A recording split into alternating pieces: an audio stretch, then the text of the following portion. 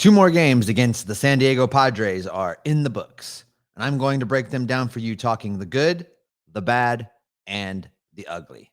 That's on today's Locked On Reds. Let's go.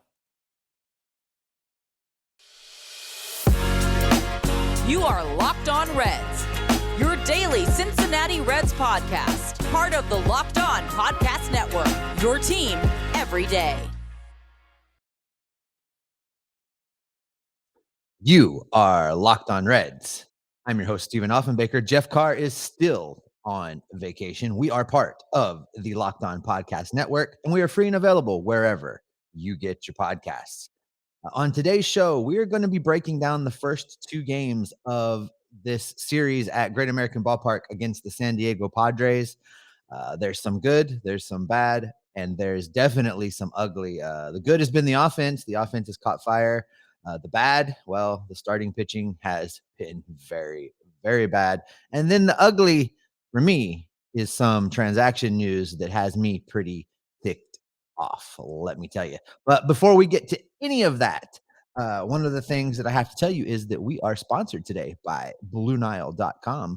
Get all of your Mother's Day purchasing done online discreetly at BlueNile.com. Head over there right after you're done listening today. Breaking news right now, Nick Lodolo has been added to the injured list for 10 days with what is being termed a lower back strain. That's right, Nick Lodolo to the IL with a lower back strain. I think this is a big deal in as much as backs are tricky. And we saw it with Sonny Gray and Sonny saying things at times like, it's just something that's always going to be there that he's going to have to learn to pitch with. Don't want to hear about players and having back injuries. Backs and hamstrings are terrible. And we'll have a little bit more about hamstring injuries coming up here in just a minute. But for Nick Lodolo, what my hope is that he was a little bit sore after that last start, and the Reds are deciding to be really overly cautious and get him 10 days on the IL, let him skip a turn or two in the rotation, which also rests up his arm, protects his innings count, and keeps him healthy throughout the season. I really hope that that's what it is. I hope it's more about protecting his arm and taking advantage of Nick saying, my back's a little sore or whatever from the last start versus really his back being hurt, because back injury, it really just scares me for Nick this early in his career to have any kind of back injury at all. So let's get to the good. Let's get to the good from the San Diego Padres series, because there is some good. Let's start right at the top of what happened in yesterday's game offensively, and that is the fact that the one and only shortstop of the Cincinnati Reds, Kyle Farmer, had 4 doubles. That is right, 4 doubles. Farmer went 4 for 5 with 4 doubles, 2 RBIs. He is hitting .281 on the season. He has 5 hits in this San Diego series.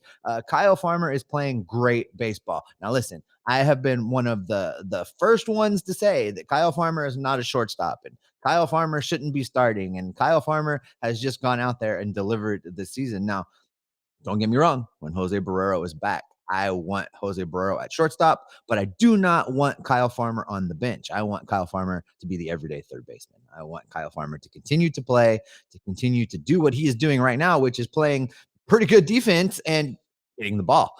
Imagine that. What a concept for a Reds position player to play their position well and hit the ball.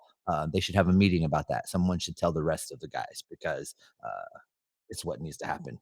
Some other notable offensive outbursts so far in this Padres series. Tommy Pham continues his revenge tour against his former team. He was 2 for 4 yesterday. And then Drury. We got Brandon Drury getting playing time. 2 for 5, hitting the ball. Starting in today's game, the series wrap against the Padres, Drury in the lineup for Jonathan India, who is not in the lineup and was not in the clubhouse, which is very, very concerning. Jim Day reporting on the television broadcast that looking around for Jonathan India today, he was nowhere to be found. They're going to try and get more information after today's finale against the Padres. They are underway right now. A little technical difficulties today kept us from getting pushed out this morning. But, I'm concerned about India not being in the clubhouse. Hamstrings, as I mentioned just a few minutes ago, hamstrings are tricky. Been saying it since India hurt his. You have to bring them along. You have to bring them along slowly. They have a high reoccurrence of injury. Think about the hamstring troubles that King Griffey Jr. had late in his career, just as an example of how that injury can become nagging and can really plague a player. So listen, if that's what's going on with India, shut him down for as long as it takes to get that hamstring right, so that we have him for a long time healthy versus for a short time injured. Shut him down. This Reds offense has done its fair share, really, honestly. The last couple games, they scored 5 runs yesterday. They scored 6 runs the day before that. Now, the problem has not been scoring runs. The problem has been keeping the other guys from scoring runs. What we thought would be the team strength, the starting pitching, has really let them down. And as much as the offense has been bad. I mean, they've been bad. Who are we kidding? They've been terrible. But they're showing signs of life. And as Jeff and I talked about on last week's episodes, as players come back, as we get some of these people back from the injured list, and Tim Daniel and I talked about this as well, it's going to allow the Reds to put players in the positions they were signed to be in, to do the things that the Reds brought them in here to do all along. Uh, Guys like Colin Moran, who should never ever see the field against a left-hander, can only hit against righties. That'll be great. Mike Moustakas, listen, Mike Moustakas, I've got problems with Mike Moustakas. We're going to talk about him in the third segment for sure. But right now, the Reds' offense is catching fire. There's some smoke there. There's some reason to hope, even just a little bit, that this offense can continue to score runs. And if they can score runs and get the pitching right, oh Lord, we could win some baseball games. What a concept. Reds are trying right now to avoid another sweep against the Padres. I really had hoped this would be the start of their revenge tour. Not working out that way. The big takeaway here is the offense is hot and the pitching is not. We're going to talk about the pitching coming up in just a few minutes, because a couple of arms in this rotation have gone cold.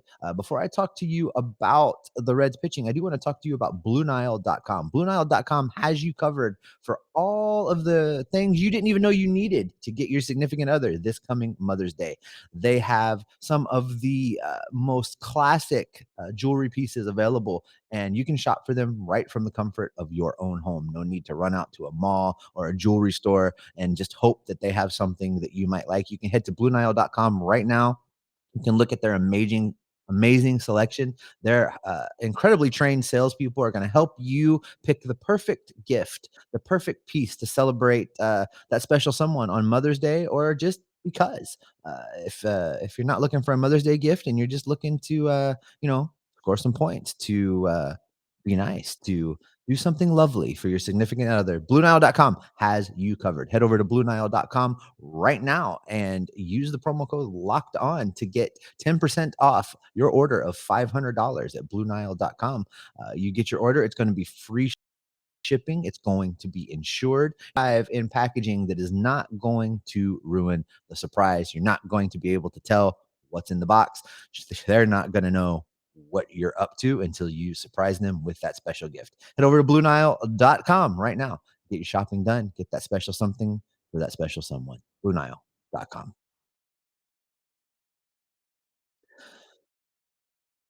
Thank you for making Locked On Reds your first listen of the day. Now make your next listen the Locked On podcast. Recaps of MLB games with analysis from our local experts. We're taking you through this season like no other network ever has, ever before. Locked On Now podcast is free and available wherever you get your podcast. Make sure you're following us on all of the podcasting platforms. Click that subscribe button on your audio feeds and head over to YouTube. That's right, YouTube. Click the subscribe button. If you're watching us on YouTube right now, thank you so much. Make sure you click that subscribe button down there, because there's exclusive video content right here that you're not going to get in the audio feed, that you're not going to want to miss. It's going to be great stuff. Click that subscribe button. Your audio only listeners, thank you so much for listening to the podcast feed, and head over to YouTube. Click subscribe. Got some extra stuff right there for you. Coming up on tomorrow's show, I'm going to wrap up the San Diego Padres series, and I'm going to get you set for the Reds' weekend road trip to Denver, where they're going to take on the Colorado Rockies. All right, we got to talk starting pitching. It's not been great. In fact, it's been bad. It's been very, very bad. These young arms in the Reds rotation, some have been great, some have been inconsistent, and some have been downright terrible. Lodolo has improved every start out, of course, to the 10-day IL. We hope precautionary. Hunter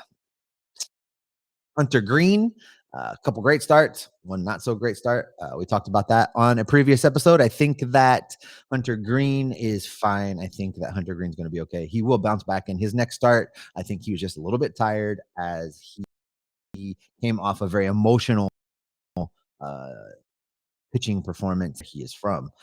The real problem in this rotation can be found in a couple of the young arms. We're going to start with Reaver San Martin. His last time out, not great at all. As the GIF says, not great, Bob, not great.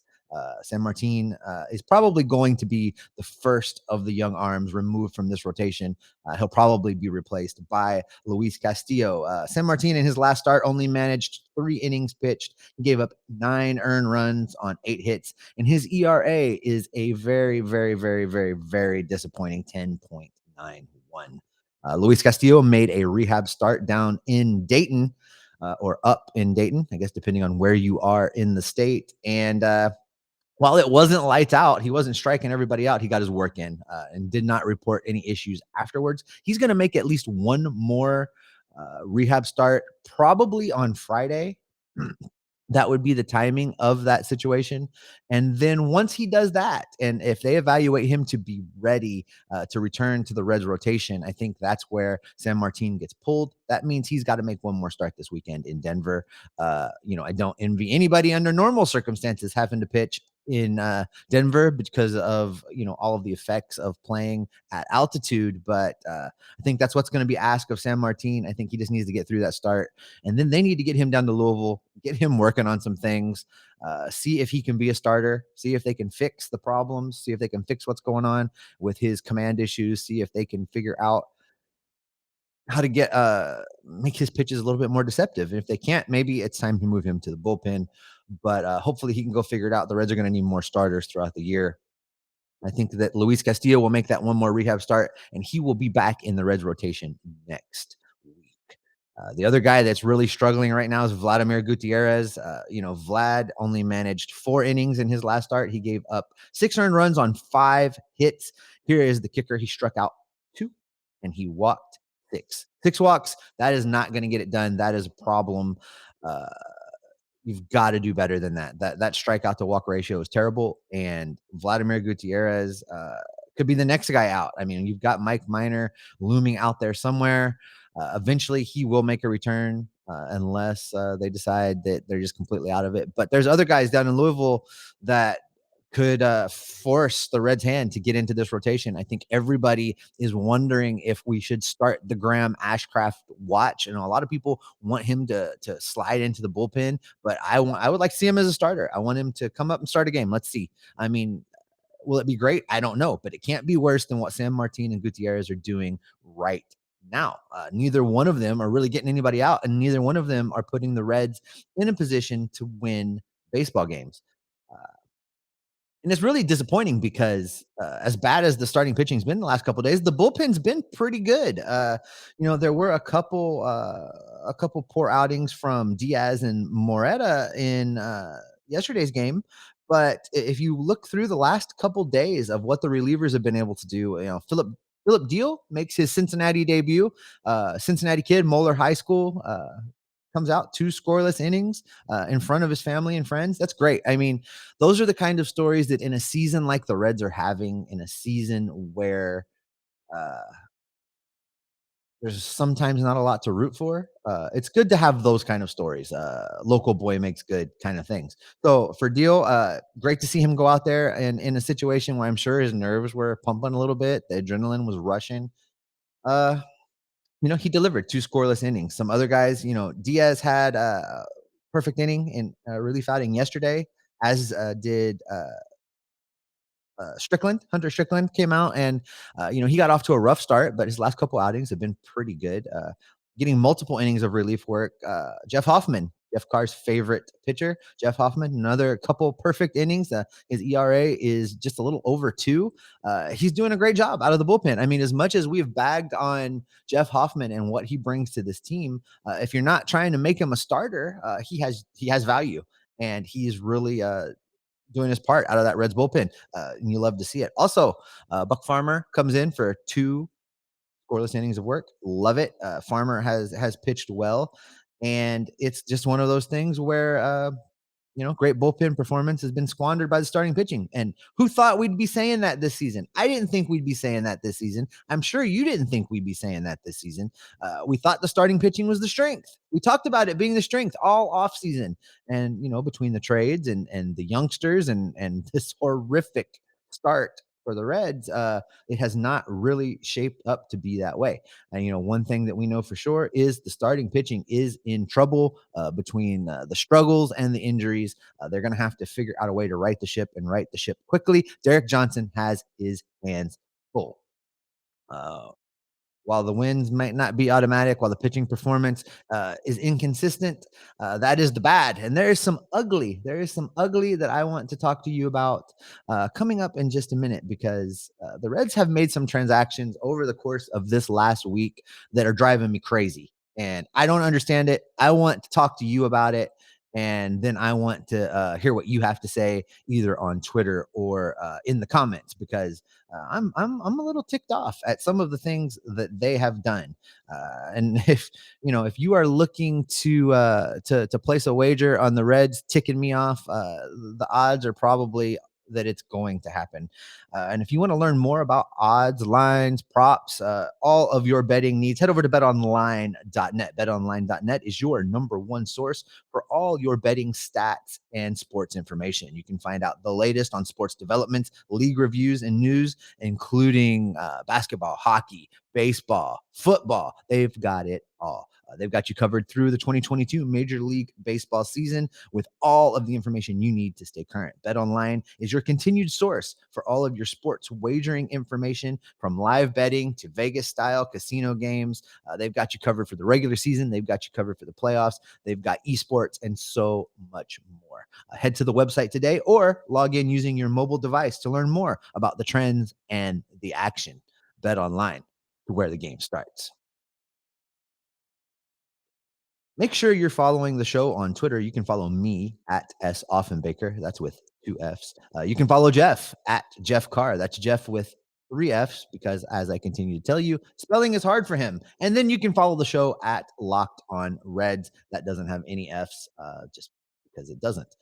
Make sure you're following the show, though. We love to hear from you. We love the interaction on social media. Love to hear your guys' thoughts on what's going on with the Red Legs and what's going on with baseball in general. It's always so entertaining to interact with you guys. I really do appreciate you taking the time to follow the show and listen and engage. It really do enjoy it. Also, make sure follow us on YouTube. Click that subscribe button. Lots of fun going on. So listen, in this third segment, I have to talk to you about some transactions that are ticking me off. Matter of fact, we need to start a movement. Here's the movement.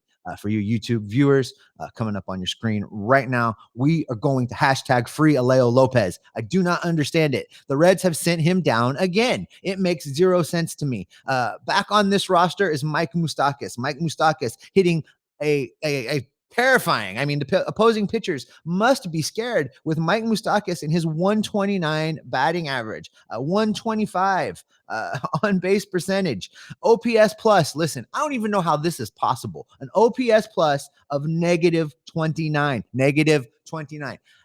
100 is league average OPS plus. 0 is a non-performing, completely non-performing Major League Baseball player. Mike Moustakas, negative 29. Your other, air quotes, Colin Moran, third baseman.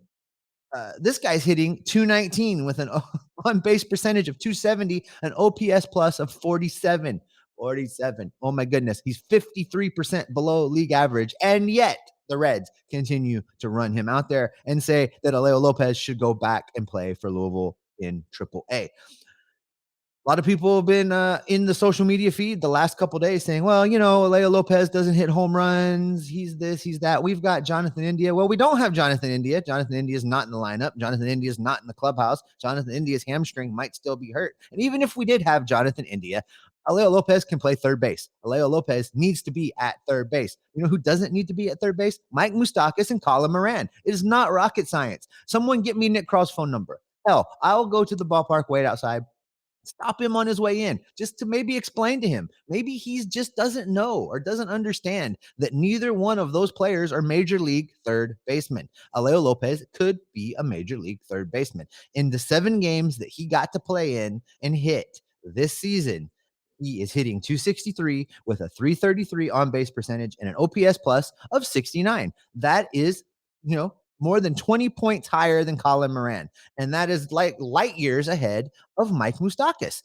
I don't understand. Alejo Lopez has to have done something to offend somebody in the Reds front office. He has to have said something or done something that just made Bob Castellini mad, that made Nick Krall mad. That's the only reason that makes sense that Alejo Lopez is not on this team. It's mind-boggling. A team that can't win baseball games, that has not won a series this season, that hasn't split a series since the first series of the season in Atlanta. They're going to keep running Mike Moustakas and Colin Moran out there when they've got youngsters that can play better, that can play more positions, that can do more things. And they're going to look us in the eye and saying that they're trying to get better and that the team is frustrated and that the owners and the general managers and the managers and the coaching staff and everybody is just so upset. And they're right there with us and they feel our pain. No, they don't, because they are not doing what they need to do to put the best players on the field every single day. If they were, Alejo Lopez would be on this team, and he would be starting at third base until such time that Jose Barrero comes back, plays shortstop, and you can move Kyle Farmer over. It's the only thing that makes sense. It's the only thing that works right now, and it's the only thing that can make them better today. It's what needs to happen. It's what Nick Krall needs to do. Nick Krall, listening, I know you are. Make the move. Do the right thing. Free Alejo Lopez. Hashtag free Alejo Lopez. Whew. Okay, sorry, got a little heated there, guys. You know, with this Cincinnati Reds team, it's a passion.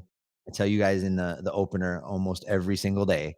I have a passion for baseball, a passion for the Cincinnati Reds, and I try and turn that passion into information for you. This team has me worked up, and they are really testing my ability to pick out the positives sometime. But I appreciate you guys coming along for the ride. I appreciate you all giving us a listen and the interactions. That whole Alejo Lopez thread that I had going on Twitter, it's still pretty hot actually right now. If you head over to @SOffenbaker and check it out, lots of comments, lots of varying opinions, people that agree with me, people that don't agree with me. That's the best part of the interaction with you all on social media. Sometimes I learn things that I didn't know. It's good to hear differing point of view, but in this case, I just don't understand it. I think that's probably going to be a great place to go ahead and wrap up for today. We will be back in your podcasting feeds tomorrow with a wrap up on the San Diego Padres series. Hopefully the Reds avoid a sweep today at Great American Ballpark. And then we're going to get you set for a little Mile High baseball out in Denver, where the Reds take on the Colorado Rockies this weekend. It's going to wrap us up here on Locked On Reds. Thanks for making Locked On Reds your first listen. Now head over to Locked On MLB and make them your second listen. Paul Francis Sullivan, please call him Sully, brings you his unique perspective on Major League Baseball, both past and present. The Locked On MLB podcast, just like Locked On Reds, is free and available on all platforms. The Cincinnati Reds continue to be frustrating. Steve-O continues to be frustrated, but I'll tell you what, I'm going to be here for you each and every day. Locked On Reds. I'll talk to you tomorrow.